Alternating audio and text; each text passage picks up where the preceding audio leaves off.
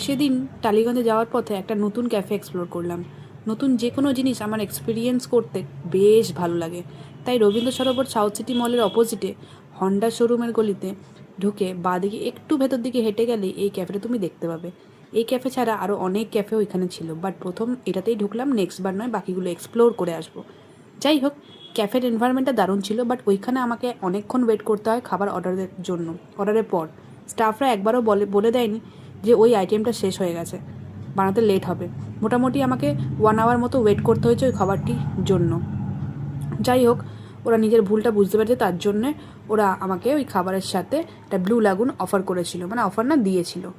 তো যাই হোক, নিজের ভুল বুঝতে পেরেছে, বাট স্টাফদের বিহেভিয়ার এর গুড এনভায়রনমেন্ট খুবই ভালো ছিল। যাই হোক, আমি আমার নিজের বাড়ির উদ্দেশ্যে চলে এসেছি। এখন নিজের প্রচুর কাজ বাকি, ক্লিনিং করতে হবে, কারণ বাড়ি অনেক দিন বন্ধ ছিল। তাই চলো, এখানেই ভিডিওটা শেষ করলাম। ভালো লাগলে লাইক, কমেন্ট, শেয়ার। টাটা।